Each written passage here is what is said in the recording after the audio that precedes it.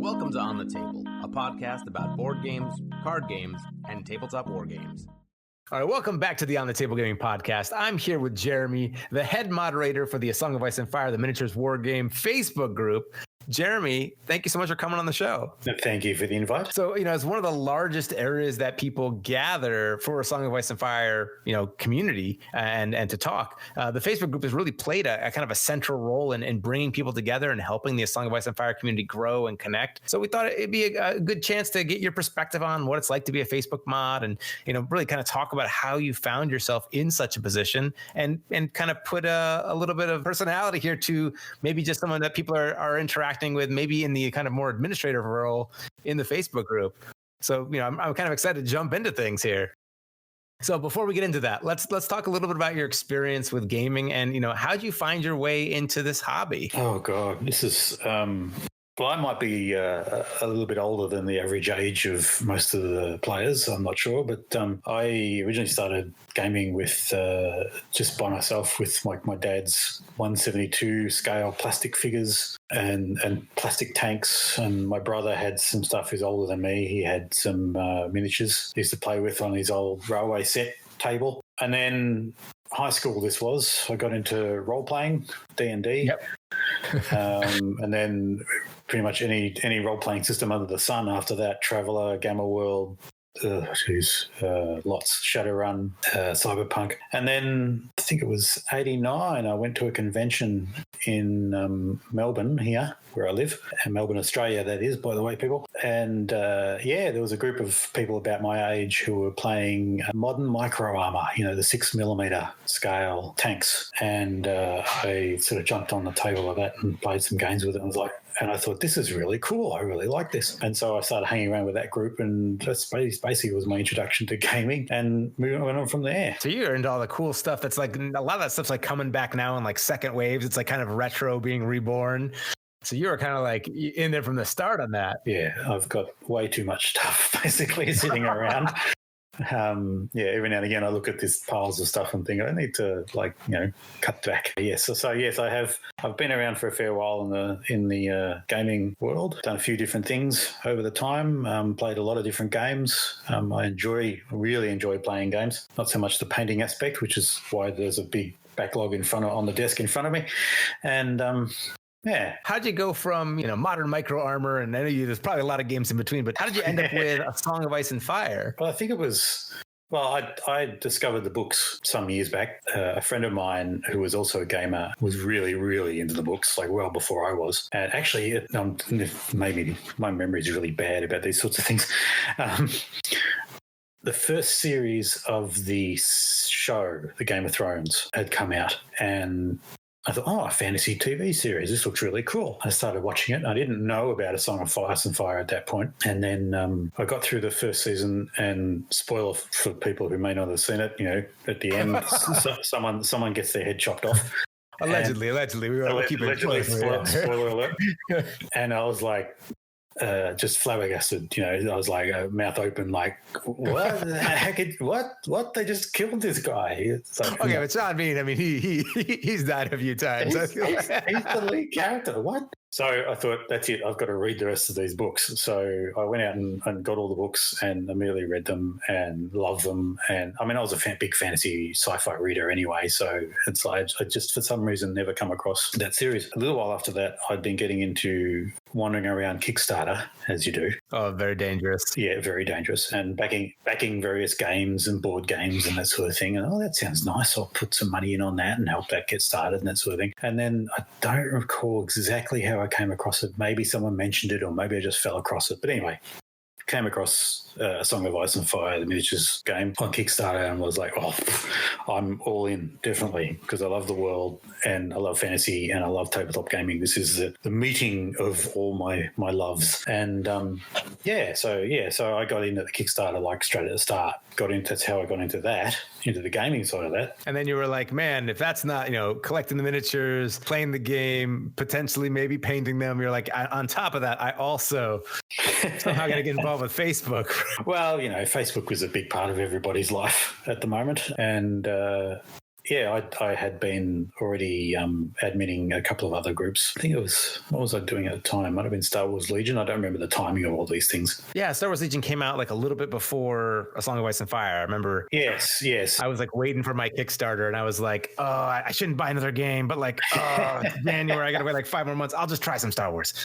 Yes, well, it's Star Wars. It's Star Wars. Exactly. That's what I said too. That's it. I mean, once again, it's one of those things of it's a meeting of the loves. It's a meeting of the passions. Yes. And I was like, I can have a sci-fi game and I can have my fantasy game, and I'm okay then, because it's, I'm not mixing too much. I don't know how Simon and I had met up on Facebook. I'm not sure exactly how that came about. You might have to talk to Simon about that. Well, he's not here, so any digs you want to throw in there, we can. Any gossip, we can.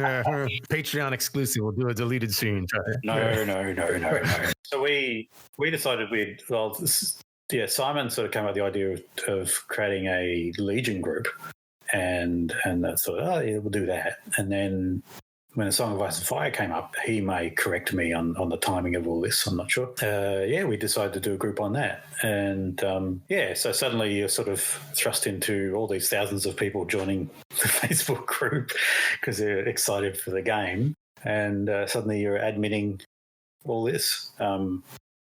So yes, that's how we got into it. Man, it kind of works out well then, right? Because you guys you're basically on like opposite sides of the planet. Somebody's always covering a sort of a shift of it back then. It tends to work that way. It's both a virtue and a pain that I'm in Australia. A virtue in that, yes, that sort of thing. While everyone is asleep over there in the US, I can be awake and doing things and watching over things. But a pain in that everything's got to come on plane or ship to get here, and that costs everything more. There's a saying here called the Australia tax, which is basically a certain amount gets added on to any product that we want because it has to be shipped from everywhere else. That's another topic. When you, maybe people are interacting with you in the Facebook group, right? Sometimes there's got to be like moderator actions. Is there anything like you'd want people maybe to know about maybe putting this human element on this whole interaction? I'm pretty laid back moderator, I got to say, compared to others. I'm more inclined to just let things slide. The rule I always go through, which was Wheaton's law, don't be a dick. It's just be respectful of communication. I've been around on the internet for a long time. I was using bulletin board systems before the internet was a general thing. So I've been through all those stages of using this sort of socially distant communication, the angry, the argumentative, the deep discussions. So I've seen pretty much most of it, and I think for the most part, if people are respectful of each other and are willing to understand that, as you mentioned earlier, that there is a human end of the screen, then I'm fine with that. You can talk about most things. There are a few rules, of course, with the group, as everyone will be aware. For my part, it's mainly just be respectful to each other, and if things get a little heated, that's okay. That's okay, as long as it's done respectfully, And I tend to also not just boot people out of hand because they're being they're breaking a rule or being a bit nasty, because it's like, well, everyone has a bad day. But I do tend to delete comments and posts if I feel that they're getting a bit out of hand. So now that everybody knows how chill you are, the next time you have to take action, we're all going to be like, that person must have really messed up. Well, everyone has a bad day, including me. So, maybe one day on my bad day, get a bit carried away. I don't know. I try not to let that sort of thing carry over into how I handle administrating groups, because it's not just people being respectful of each other. I've got to be respectful of the members, and people have different opinions and thoughts on things. In general, I would say I'm pretty laid back, but don't break those rules.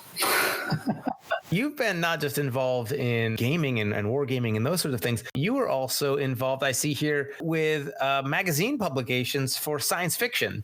And yes. You were actually involved with Frontier, the Australian science fiction media magazine. Can you talk to us a little bit about that? Yes, this is ancient history for me. This is back in the 20th century. I was involved in various fan clubs locally here, the Star Wars fan club called Star Walking Inc., and a Star Trek fan club here, Austrek, and a couple other sort of science fiction TV show movie fan clubs. Wait, you're both involved in the Star Wars and the Star Trek? I feel like back then my vision was that those are very separate groups. You didn't commingle here, but there was a little bit of crossover, but yeah. Well, see, what a unifier here. Not only unifying the community for A Song of Ice and Fire, but also just for all of these interests. Well, I got involved in doing some of the fan publications for the clubs.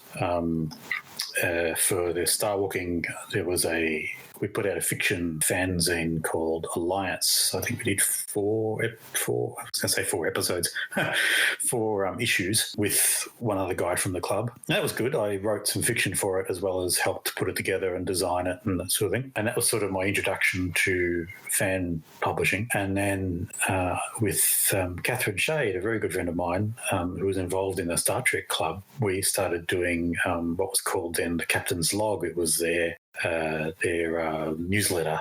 We turned it into a sort of a semi-fanzine. You didn't see me do the air quotes there. And and then after a while of doing this, we were like, well, why can't we take these skills and do something bigger and better with it? Sort of we each had we crossed over the roles. Catherine tended to be the editing side of things and arranging, writing and that sort of thing, where I tended to do the graphic design and the layout and that sort of thing. We decided then, why don't we see if we can do our own magazine? And this was 1995. 1995, we put out issue 1 of Frontier, the Australian science fiction media magazine. I think the X-Files was on the cover, as I recall, the first issue. Yeah, I'm looking at some pictures here. And and then that ran for probably 5 years maybe. We started out with bi-monthly, and then that was just, we both had full-time jobs as well. So it became just too much to try and do it, because we were doing distribution as well. Some people overseas sort of had some interest, and we sent issues and some people subscribed and that sort of thing. Yeah, it was all mainly just distributing to shops around Melbourne, where we were. So it wasn't anything huge. Well, I'm looking at some covers here, and like it would have been the sort of thing that if I had seen, I would have definitely picked up. Yeah, X-Files in the cover, but there's some Star Wars in there, Babylon 5, Contact.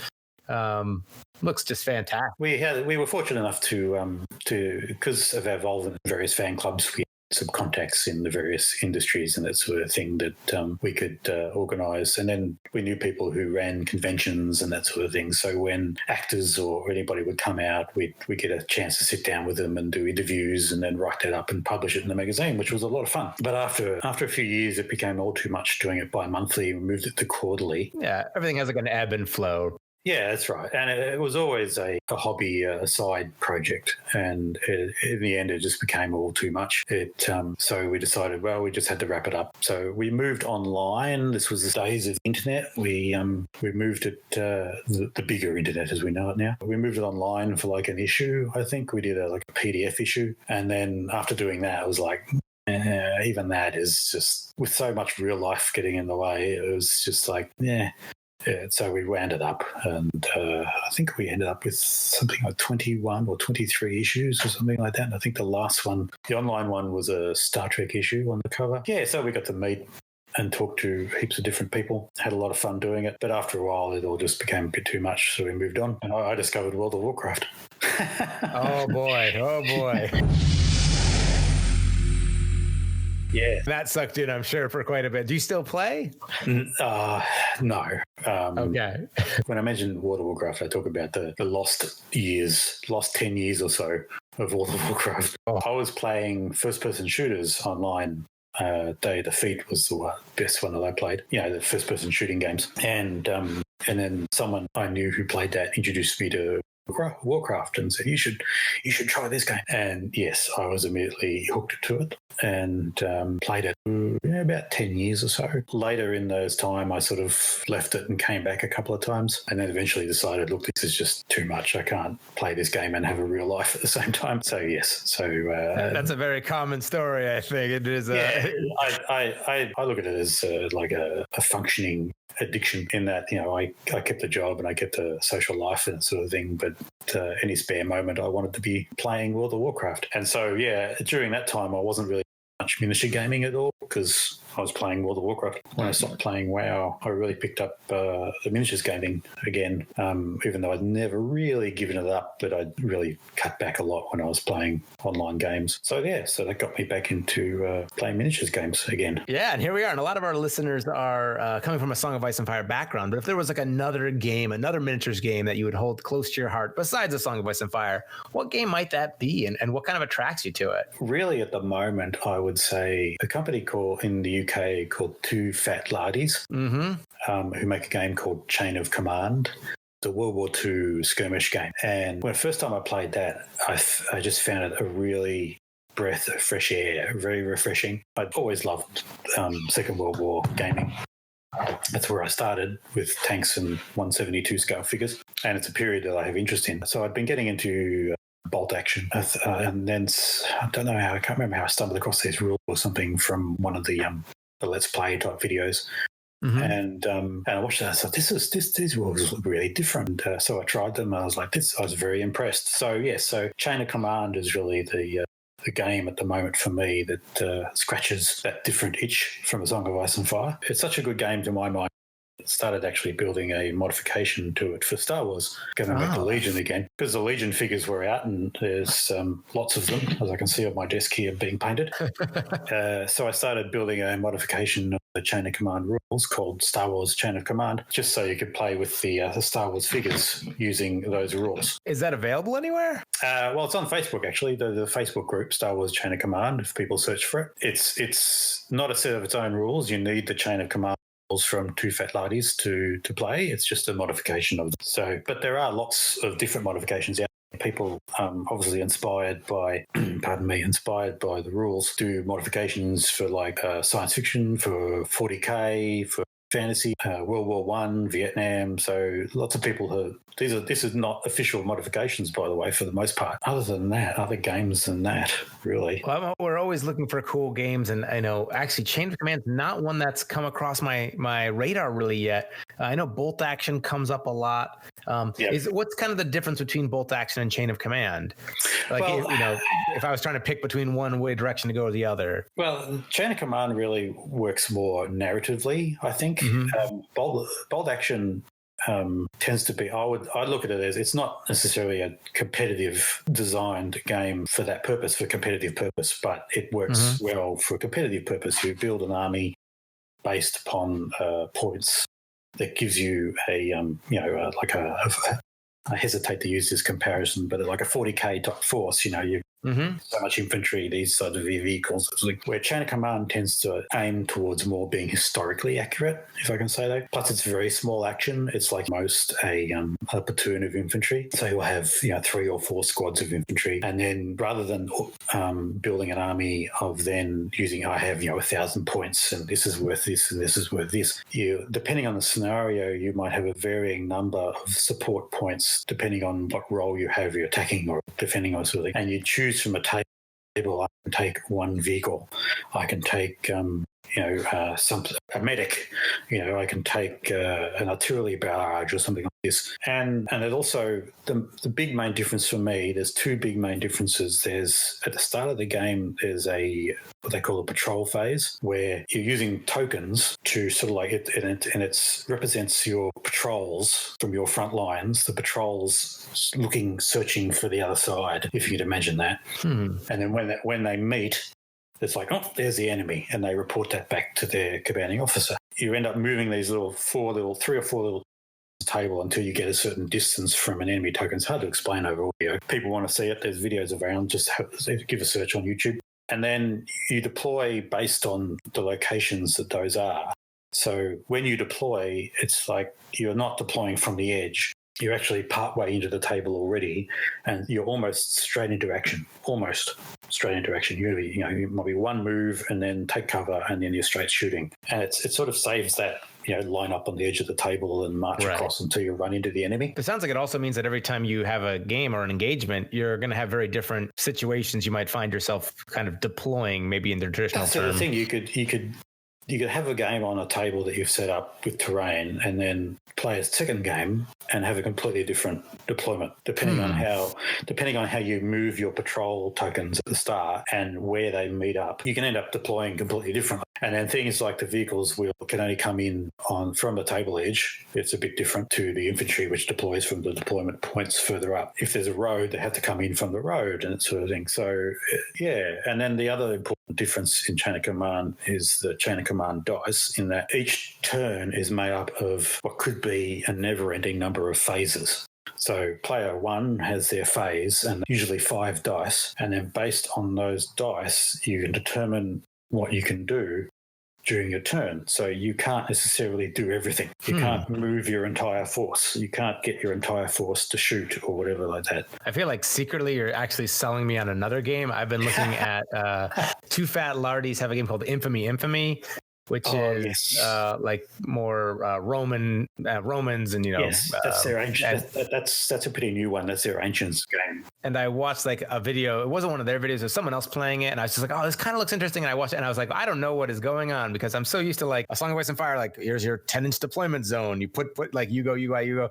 But you're describing, and now as you're telling me this, I'm like, "Oh, that's what was going on when they were doing this." Like, oh man. So now we got to go dig out some other tutorials or videos on this. Yeah, well, they have a couple of different systems. There's another system called Sharp Practice, which is their Napoleonic Civil War rule set. So is this all the same chassis? Like, or like, if I know how to play one, can I play? Because that's the other one. Everyone's like, you got to play Sharp Practice, Chase. Like, yeah, they're similar. Their activation systems are a little bit different. Chain of Command uses the dice, where depending on what you roll, like if you roll a 1, it's a team. So that's like usually 2 guys, an anti-tank gun team or something like that. If you roll a 2, that's a squad, but it's just a squad of itself. Like, the 6 guys or whatever, or 9 guys that you've got. If you roll a 3, that's a junior leader. Now, a junior a corporal in charge of the squad. Now, he can have several action points that he can then decide, well, I'll order my squad to move forward and I'll order these other guys over here to shoot, so he yells his order across the battlefield type thing. A 4 is a senior leader, and that's like your senior sergeant or your lieutenant. Primarily American audience, so it's all right. You're covered. I was just thinking that was very American of me. And he has more command points, and within his command radius, the distance he can shout, he can order more things. And then 5 is a chain of command point that basically they add up over time, so that when you get a full chain of command die, you get 6 points. At some point, you can spend that in the game at any point and do certain things. You might interrupt your opponent's turn, or phase, I should say, phase, not turn. You might call in an artillery barrage, all these different things that, and then the 6 on its own does nothing. But if you get 2 6s, it's a carry on where you then get the next phase. So you do your phase, you roll your die, and then if you've got 2 6s, you can say, well, I'm doing the next phase. So you can sort of like seize the initiative type thing. Okay. So your opponent's sitting there waiting for you to finish. It's very unlikely you'll keep getting phase after phase after phase. And then if you get 3 6s, that actually ends the turn. So a turn can be lots of phases. So when you finish your phase, your opponent has their phase, and they roll a die and do their stuff. And then you come back to your phase, and so on. And then if someone happens to roll 3 6s, that ends the turn. And then certain things happen at the end of the turn, like, if you fired smoke to cover your movement, smoke will dissipate and blow away. Certain effects, certain morale effects happen, and that sort of thing. And then this was talking about the different systems. Sharp Practice uses slightly different in that they have little cards that you draw to determine which of your leaders can act. So Sharp Practice is more, and Infamy is more based on the leaders. So squads tend to not do things on their own. So like, Sharp Practice, you'll pull my leader 3, Lieutenant Jones over there. He can act now. All right, I'll tell his line of troops to shoot at your line of troops over there, that sort of thing. But yeah, so they have slightly different systems, but to my mind, I think they do a really good job of reflecting the battlefield. Not that I've ever been on a battlefield, so but it's okay. You get it. I know you were saying you've been in the biz for a while, but I didn't expect you to be in like Napoleonic. They give that feel. They give that feel. Sure, yeah. The American Civil War is my big love as well. I've just finished just a little while ago a Union Army in 28mm for sharp practice. So I just got to build a Confederate army so I have someone to fight. This is your COVID project here? It was a bit, yes. We were getting our house just before COVID sort of hit. We were just organised to get our house renovated, so we had to move out, and we moved in with my in-laws. So then we were stuck. Oh boy, okay. No other commentary on the air, I think. We'll do. During the COVID lockdown, my in-laws house, yes. So yes, how exciting for both of you. yes, and our two kids. So yeah. Anyway, so it's been a long year. We're back at our house now. So fantastic. Well, it's always cool. I mean, that's one thing I really like about A Song of Ice and Fire, honestly, is that I feel like it's such a clean, sharp game system, and that it's like an anchor game for me. And then I can go off and have all these other experiences.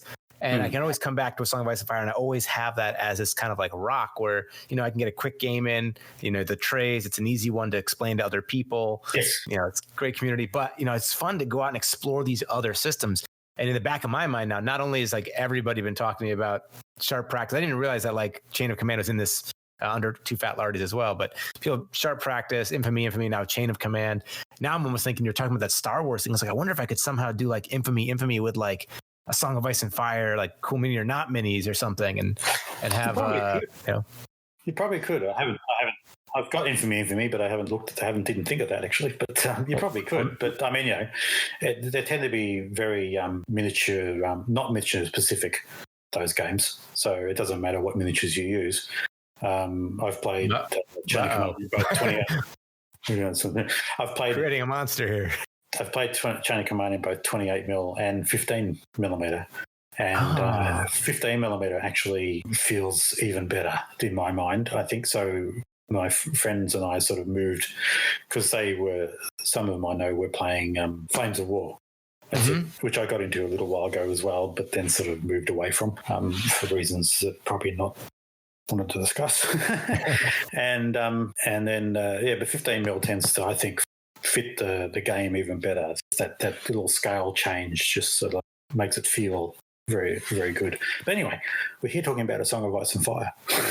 I'm going off ranting about different games. I think A Song of Ice and Fire players in a lot of ways, and it's kind of a more board gamey war game, or more like X-Wing. And I think a lot of people who came into A Song of Ice and Fire came from a lot of different backgrounds and maybe haven't necessarily had as much experience with wargaming. And that's what's so great about it. It's like a gateway game, right? So bringing all these people in, and it's cool to hear about other gaming experiences too, because this is a hugely expansive hobby, and there's so many cool ways to appreciate it. And if you're going to buy A Song of Ice and Fire miniatures to play your D&D games, you can buy A Song of Ice and Fire miniatures to play, with some other systems as well. That's always kind of cool to hear and explore. Also helps encourage you to paint up what you have, right? Oh yeah, painting. Yes. The other system I will mention, just off to the side here, Warlords of Erewhon, Warlord games. No, I haven't played this, but I saw some of the miniatures. If anybody was looking for a system to use there, that wasn't A Song of Ice and Fire, then I could definitely recommend Warlords of Erewhon. It's one of those more generic type games, but it works similar to the bolt action system. But so if you've ever played bolt action, you'll get Warlords pretty quickly. But I really, really enjoyed the few games coronavirus lockdown of that system. So anyway, yes. Fantastic. Well, as we maybe start to wrap things up a little bit here, any things you want to plug, or any things you want to hint at for the future of, One thing I will say, I just realized I should talk about, is that I have a hobby page. It's not my name. It's called That Aussie Gamer. It's on Facebook. There's also a website, thataussiegamer.com. Yeah. It's just basically it's Instagram as well. It's basically just photos of projects I've been doing and general things. So, if anybody wants to check that out, by all means, they can see what I've been painting. So if you look at it, you'll see where I was with my Targaryens and see some of the current Legion stuff I've been painting. And then just generally talks about, it's usually just pictures. Well, it looks awesome. So make sure if you're listening, go ahead and check out thatAussieGamer.com. And I see some Legion stuff up in there. Got a whole bunch. It looks like you got your son playing some games too, maybe? Yes. He, during the lockdown, was picking up the, that Age of Sigmar had the magazine started coming out, what they call it. I can't remember what it was called, but anyway. So I picked up a few issues of that and put together the figures, and he was very fascinated with those. And I had my elves out one day, my old fantasy elves, and he just started he grabbed the map and started putting them out and started making up his own rules and the thing with them. And that fascinated him for like a few days, like just moving the figures around himself and playing and sort of thing. I played a little bit with him, but he's 6. It's hard. It's hard to explain the concepts of a war game to him. But so I've been looking around for games that I can slowly introduce him. He does like Star Wars, so I gather Legion, or at least Chain of Command Legion, will probably get in there somewhere. It's the next generation, Yeah, exactly. One day he's going to be like, we meet again at last. The circle is now complete. You'll be like, what? Yes, when we left, I was but the learner. No, there we go. Yeah. Yes. Well, that's fantastic. And thank you so much for coming on. And, thank you also so much for your work in the Song of Ice and Fire community. I mean, that's such an important part of a Song of Ice and Fire and place for people to go and meet. And, I think in a lot of ways, you're kind of one of the unsung heroes. And so, I really appreciate kind of the tireless effort you've put in. And, we are all very thankful. So, on behalf of everybody who uses that venue, thank you. And I look forward to checking out your website now. Now they got a cool place to go. Oh, yeah, well, it's not that great. Well, Steve, I want to see some more painted stuff here, so I'll be checking that. No pressure now. Motivation to paint. That's the thing. There we go. Fantastic. All right. Well, thank you so much. And in the meantime, hope you get your miniatures on the table.